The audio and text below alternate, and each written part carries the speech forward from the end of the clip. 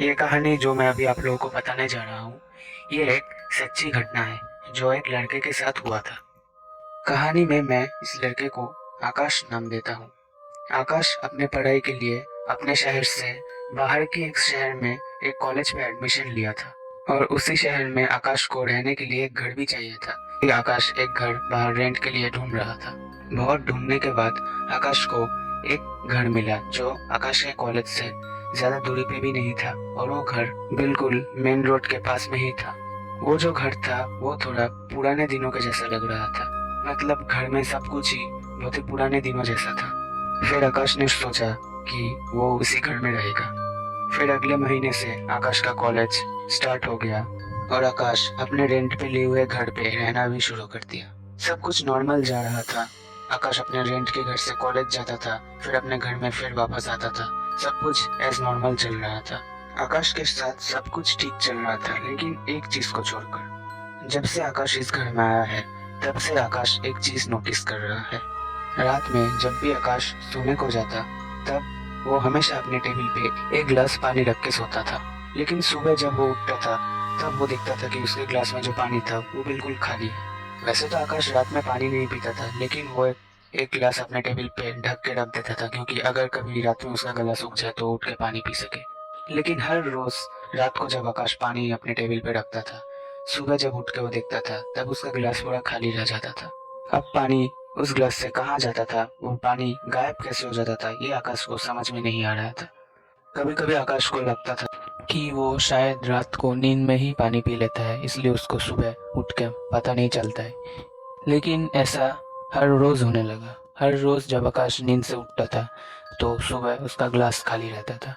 फिर आकाश को थोड़ा शक हुआ। वो सोचने लगा कि नींद में मैं अगर एक बार या दो बार पानी पी लूं तो ठीक है, लेकिन ऐसा हर रोज होता है। लेकिन ऐसा तो मुमकिन नहीं है कि हर रोज मैं नींद में ही पानी पी लेता हूँ। और अगर मैं नींद में पानी पीता भी हूँ तो मुझे तो थोड़ा सा भी याद रहेगा सुबह उठ के कि मैं पानी पिया था, लेकिन मुझे कुछ भी याद नहीं रहता है। इस चीज को लेकर आकाश वो परेशान रहता था। उसके बाद एक दिन आकाश ने ये डिसाइड किया कि वो एक दिन रात को जगा रहेगा और पूरा रात ये देखेगा कि वो पानी कैसे गायब होता है। आकाश ने सोचा कि अगर मैं रात को जग के सारा रात देखता रहूं कि वो पानी गायब होता है कि नहीं, और सुबह तक अगर वो पानी रहता है तो फिर मैं ये जान जाऊंगा कि मैं ही नींद में शायद पानी पी लेता था और सुबह उठ के मुझे मालूम नहीं पड़ता था। मानो मन आकाश सोच रहा था कि शायद वो रात में उठकर ही पानी पी लेता है, लेकिन उसको थोड़ा शक था। एक दिन रात को आकाश नहीं सोया। उसने एक गिलास पानी भर के अपने बेड के पास टेबल पे रख दिया और उसने एक कंबल लिया और पूरा कंबल के अंदर घुस गया, क्योंकि उस समय सर्दी भी था। इसके वजह से उसे कंबल के अंदर ही रहना पड़ता।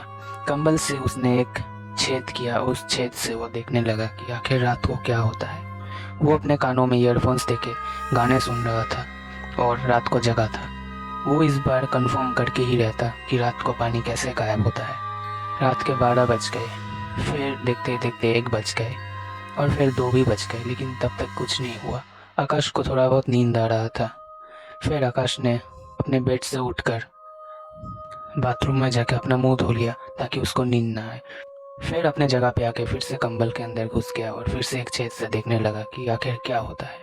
उसने कुछ देर बाद घड़ी में देखा तो रात के 3:10 हो रहे थे।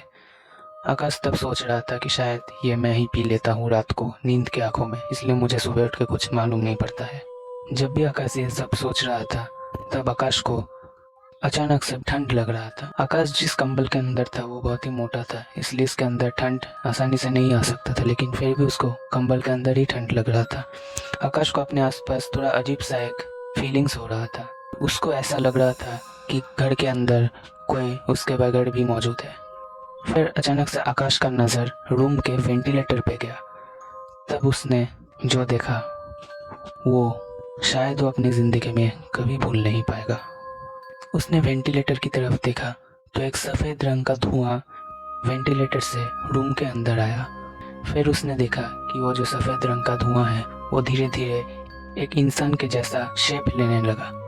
वो आकाश आंखें फाड़ के कंबल के अंदर से देख रहा था। आकाश मानो कि कंबल के अंदर बिल्कुल जम गया था। कुछ ही देर में वो धुआं बिल्कुल एक लड़की जैसा शेप ले लिया और वो धुआं अब एक लड़की बन चुका था। जो एक सफ़ेद रंग का कपड़ा पहना था, जो पुराने दिनों के लॉन्ग स्कर्ट जैसा लग रहा था। वो लड़की बहुत ही लंबा था और जब आकाश ने उसके आंखों की तरफ देखा तब वो बिल्कुल काले रंग का था। वो लड़की जो था उसका सर से लेकर पाँव तक पूरा बॉडी सफ़ेद रंग का था और सिर्फ बाल और आँख पूरा काले रंग का था। वो लड़की टेबल के ऊपर रखा हुआ उस ग्लास को देख रहा था जिसमें पानी था। तब आकाश ने देखा वो लड़की धीरे धीरे उस टेबल की तरफ गया, जाके उस ग्लास के ऊपर से ढक्कन को हटाया, ग्लास को उठा के वो पूरा पानी पी गया। पीने के बाद उस ग्लास को फिर से टेबल के ऊपर रख के उस ढक्कन को फिर से ग्लास के ऊपर रख दिया। रखने के बाद जो हुआ वो देखने के बाद आकाश मानो कि जैसे मर सा गया। वो लड़की सीधा आकाश के पास आके उसकी बेड में आकाश के पास में ही सो गया।